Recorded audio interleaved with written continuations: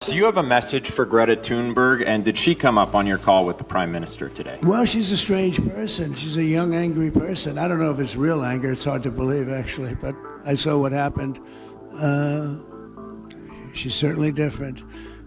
Anger management. I think she has to go to an anger management class. Do you That's think my primary recommendation for her. Was she kidnapped by Israel, as she says? Was she kidnapped? I find it. I think Israel has enough problems without kidnapping Greta Thunberg.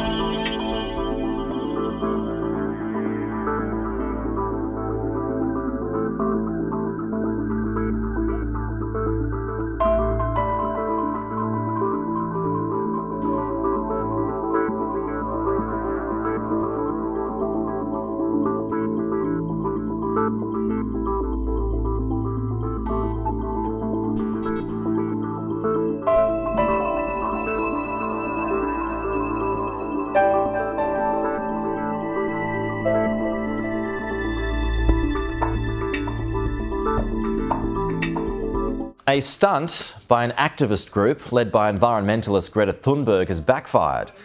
The activists had steered a yacht loaded with aid toward Gaza despite warnings from Israel not to do so.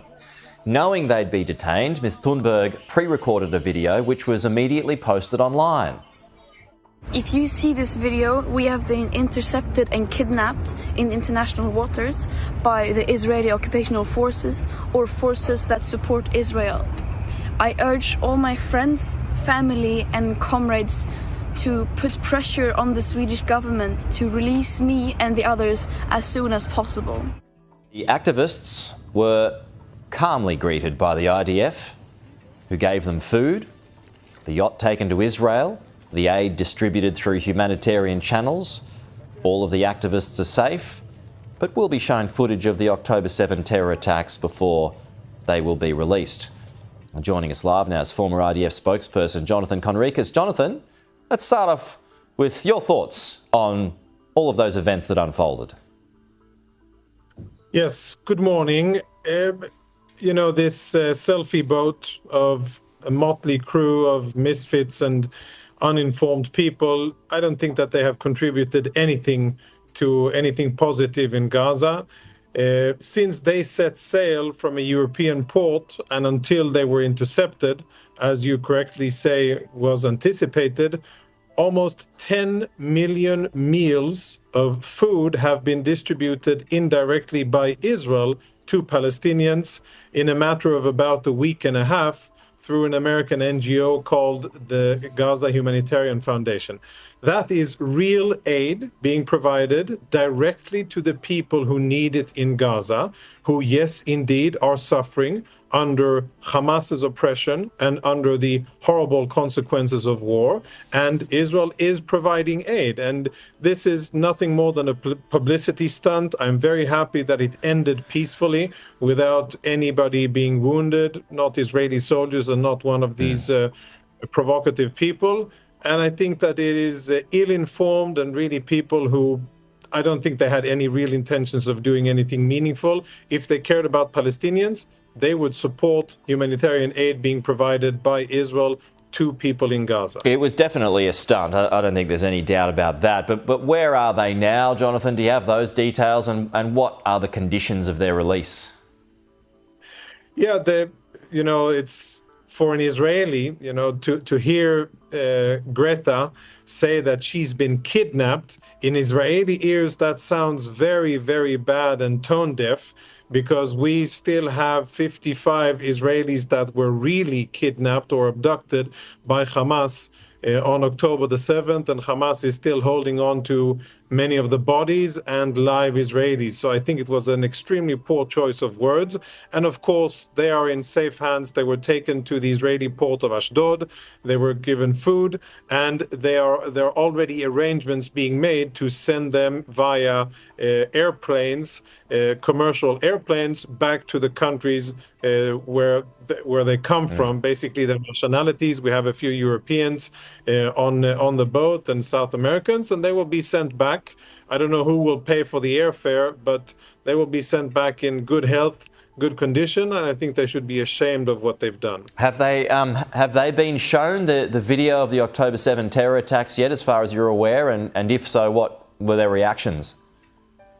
So I don't have official confirmation that they have indeed been shown. I know that that is the directive given by the defense minister, and I know that is what's going to what Israel intends to happen. Of course, they will have the ability to choose what they do, and I don't think anybody's going to force them to see anything.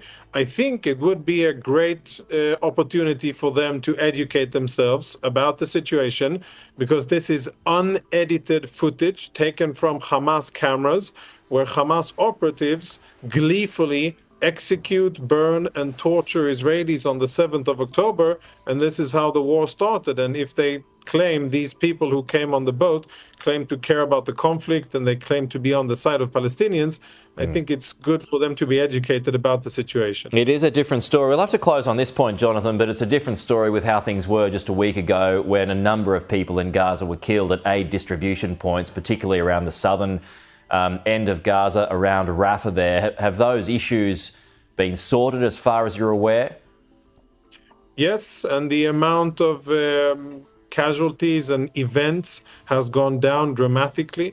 There were no disruptions today. Yesterday, 3 distribution centers operated in southern and central Gaza, distributing more than 1.5 million meals in one day only, which is tremendous, and no reports of incidents. And this is despite the fact that Hamas is intimidating Gazans and trying to stop them from coming to take the aid, and using violence. But people are voting with their feet, and they're coming to take aid.